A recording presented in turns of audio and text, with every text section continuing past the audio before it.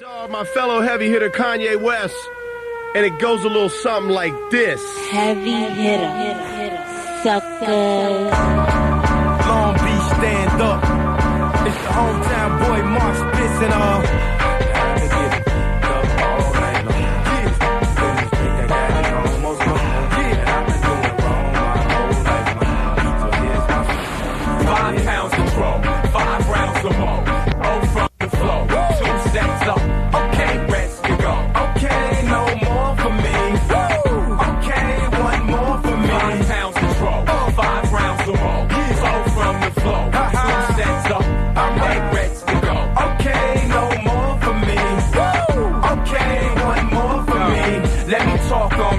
let me walk on this. Marc Spitz, extra clips, a hollow tip. Yeah, full throttle with Chicago trips. Hits model chicks without the bread. Moet bottles flipped, I'm out my head, yeah. Okay. Why don't y'all spit something for when DLC spit for the camera, man? Check it out. Go ahead.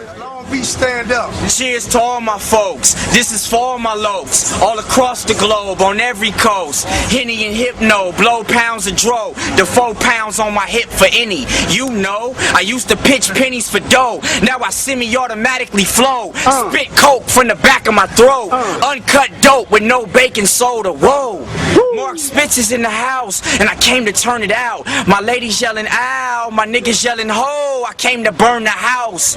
I came to burn it out. I came to turn it out. Semis and automatics rapidly spit out my mouth. It's graphic, niggas praying they could be me on my worst day. When my verse lay, I spray like an AK 4 plus tray. In the Y2K tray, I'm who the next nigga is. With a game plan deep as Tex Winners is. But I ain't got Shaq and Kobe, just a gat to hold me down for when these bitch niggas come around. I'll drown you without water. I'll suffocate you and won't cover your face. I'm a killer with a case that won't go away, cause they can't come to a verdict. All them niggas I slayed deserved it, observe it. My nervous system, it don't get nervous, cause I ain't met a nigga that could service my nigga. My mind is my gun and my mouth is my barrel, so I'ma put a hole through where your hair grow. Leave your brainless like the scarecrow, cause you're heartless like the Tin Man. On this mic, I'm a 10, man.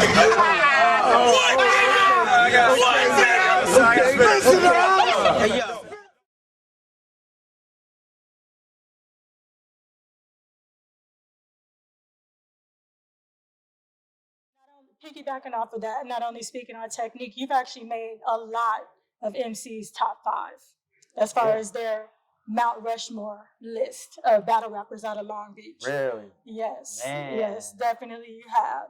So what do you feel about you is put you on that esteemed list? I just think my wittiness and my cleverness most of my battles were freestyle battles to where I'm making up shit on the spot. You know what I mean? I got the cameras in front of me. She got the hat with the headphones. Now it's on. I'm about to rip the mic in the zone. You know what I mean? Just looking at you, looking at the cameras, you know, just freestyle battle, you know? And so I think that's what really separated me from everybody, was the fact that I could make this shit up on the spot, and I can talk about the 5 people standing right here that don't want to see me, and these other 3 MCs is weak. They want to be me. You know what I mean? I could like make it up on the spot, and so other rappers was like, dang, I got to come with something written, or I got to have my stuff already prepared, and he could just come off the top and just blow away everything I just wrote. You know what I mean? And so I think that was one of my strong points as a battle rapper. The fact that I could freestyle, I could make it up on the spot, and you might even think some of it is written. You know what I mean? But I was still freestyling. And so that was really big, my ability to freestyle and the way that I recorded actual songs. Because, yeah, I was a freestyler, but then I would have songs like City by the Sea. You know what I mean? They call Long Beach the City by the Sea to this day. That's my song. I made that. That term City by the Sea is 100% me. So when you go to the Long Beach clothing store and you see t-shirts that say City by the Sea, that's me. You know what I mean? Snoop Dogg asked me, what do you want to do with that song? That City by the Sea song, what do you want to do with that? You know, Technique introduced me to Snoop and said, this is Perfect. He did the song City by the Sea, you know? And so it wasn't just my freestyle ability, but it was my ability to make songs that the homies would be able to sing, and, you know, songs like City by the Sea with phrases that'll live forever, you know? And so I think that's what I brought to the game. It was my freestyle ability and my ability to make real songs is what really separated me from everybody. If you had to build your own Mount Rushmore of Long Beach battle rap artists, who would be on your list? Mount Rushmore. What is it, 4 or 5? I believe it's 5, yes. 5. Me, Technique, Crooked Eye,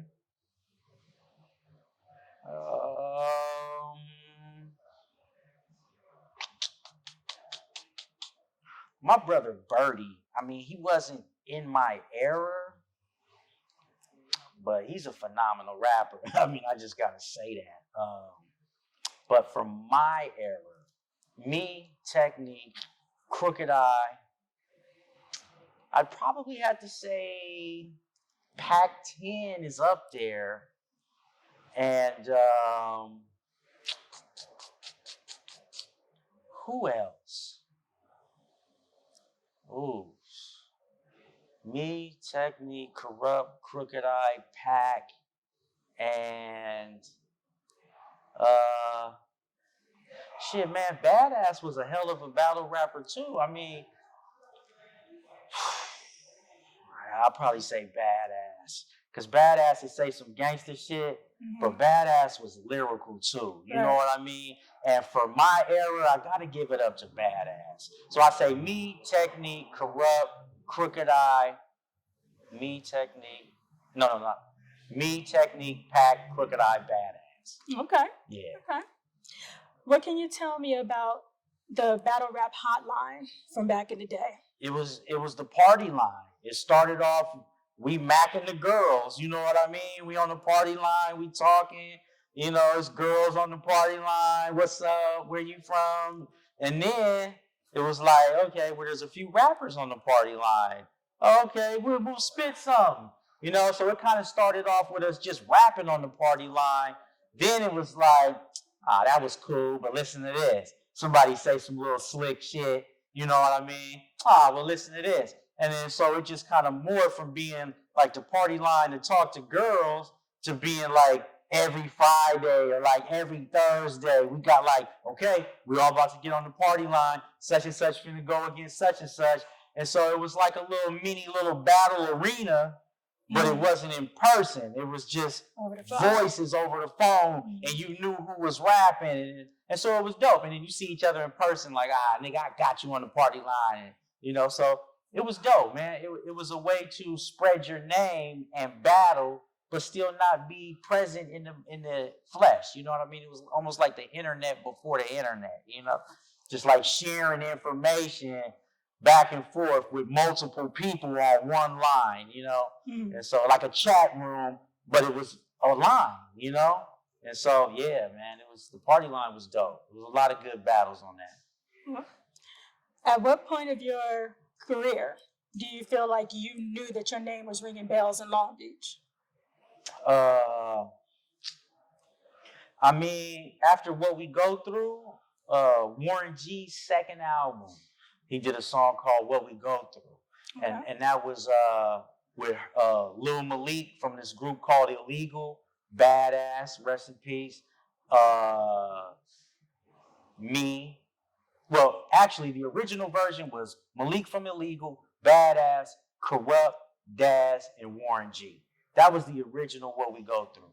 But Warren G was having clearance issues with Death Row because they're on a different label. You got to get a clearance to have them on your song. So, you know, he was having clearance issues. And so I had just linked up with him. He just heard my tape, you know. So that was when I started noticing my name ringing bells, was when Warren G got that tape, and then he came to my house, picked me up in front of all my homies right there on the porch in the 600 Benz. I'll never forget it. My brother was walking to football practice, and him and his homies come running back to my house. We just saw Warren G. He's about to pull up and get my brother. you know. And so, yeah, man, after that tape, I got on with Warren. Warren was having issues with having corrupting dads on that song. He was like, I'm going to put you and one of the twins on it. I was like, ha, no, you're not. I'm taking that whole verse, bro. I'm already writing it. And so, yeah, he said, I'm going to put you and one of the twins on it. I was like, Warren, I'm already halfway done with my verse, bro. I'm writing it in the trailer at the H.I.T Sheriff video shoot, you know? And then he's like, all right, then. And then he let me do my thing, man. I love Warren G for that because it was instilling that confidence in me. Like, the Dog Pound just sold 3 million records. You know what I mean? And here it is, you're replacing them with this 17-year-old no-name kid. You believe in him that much? You know what I mean? And then Def Jam has to clear it. So Leor Cohen and Russell Simmons and all of them are like, you replacing the Dog Pound with a 17-year-old kid? And he like, listen to what he did, you know? And then, so that's when I noticed my name started really ringing bells, was after that first Warren G track. And then we shot the video for it. And then that came out. I was ordering my video on the box, you know, back in the day when you could control the bit before school. I'm like, I'm about to order my video, you know what I mean? So that's when I noticed my name really started ringing bells. And then after the Kanye West freestyle, that was like my height of like battle rap shit. Like, it's on YouTube, Marc Spitz, Kanye West freestyle. You know, we were in Miami. And we was just chilling on the corner, me and Kanye. We was just chilling on the corner, chopping it up because we just did a song together. And then some cameras popped up out of nowhere. And then we like, what the fuck? And they like, yeah, freestyle for us, freestyle for us. I'm like, oh shit, I'm right here next to Ye. He got on the big Jesus piece, you know what I mean? Jesus Walks is about to come out. And I'm like, I'm right here about to freestyle with Kanye. Wow. And so I murdered that though. I just murdered it. And then the whole crowd was just like, oh, after I was done, you know? And then Kanye was like, yo, y'all gotta be quiet. Y'all gotta listen to my rap. You know, he had to quiet the crowd down from my verse to even get his verse off. You know what I mean? And so after that, then I was like, yeah, I've reached that level to where, you know, the Warren G, to where we go through the corrupt, the crooked eye rap killer. And then now here it is, I'm freestyling next to the dude that's producing for Jay-Z and everybody. And I get a bigger reaction from the crowd than him. I'm like, yeah, I'm on that level. You know what I mean? I'm on that level. So that was it right there, man. The Warren G, where we go through, the rap killer with Corrupt and Snoop, the Kanye West battle rap freestyle in Miami. And then, you know, after that, I was just like, I'm about to start producing now. I'm going to start making my own beats now. You know, I done been there and done that, you know? And so, yeah, those were the heights, you know, the heights of my battle rapping. Okay. So when you listen to the early mixtapes from Dynamic, in one of them, you guys actually dissed the Budheads. Yeah. Can you tell me why you guys were at odds with the Budheads? The Budheads, well, we were the sober rappers, you know what I mean? We wasn't smoking weed. We was all about being lyricists, and, you know, they were like the weed smoking, Budheads, you know what I mean? And so we didn't really know them personally. We knew a few of them personally, just like meeting up. Oh, that's such and such from the Budheads, you know? But it was just like it was more of like a friendly rivalry thing. Like, we the Budheads over here, y'all Dynamic over there, y'all got rappers over there, we got rappers over here, y'all making tapes, we making tapes. What? You know what I mean? What? Y'all want to see us? We got a tape too. You know, we listen to their tapes and be like, we finna go back and we finna do some shit like this. You know, and I think Technique said something like, you a Budhead, you smoke weed, you a dweeb. You can't see me, I'm the MC. You know, just little kids, you know, and we clowning them because they calling themselves Budheads. Like, y'all lazy Budheads, y'all, you know. So, yeah, man, the Budheads, they were a dope group. I think E. White was in the Budheads. And he ended up doing some stuff with Snoop Dogg, and, you know, so Budheads had some dope rappers. So it definitely kept us on our toes. And it was a dope little rivalry for the time, you know? It's no secret that another rivalry of Dynamic was Porno Style. Tell me a little bit about, from your perspective, what sparked that? just the whole battle rap scene, you know what I mean? Like the bud heads kind of faded away, and it was like, well, who's next? You know what I mean? And so, yeah, porno style, it was like they were coming up. And that's when I kind of separated from dynamic, like right as they started getting into it with like the porno style was when I was like all the way in with Warren G and then going independent with my own stuff. Mm-hmm. So even though we were still working together, like me and Technique and Pac-10, we worked together in the 90s. We worked together in the early 2000s. We doing this shit right now today, you know? So, but the porno style era, I wasn't really a part of that because I had already kind of started to exit. So dynamic, they were recording with somebody else during the porno style era. But I do remember them battling though. I do remember them battling and hearing about it. And I think they even recorded a couple songs at my spot still, but I really wasn't a part of the porno style era. It was more like the Budheads era. Okay. Prince Hayes of porno style from the west side of Long Beach. Let me paint a picture for you. Mm-hmm. He said in a 2-on-2 battle with a partner of your choice and him and H.I.T, the four of you guys against each other. He said no doubt that him and H.I.T would take the win. He also added that there's nobody under this documentary that could take him and H.I.T.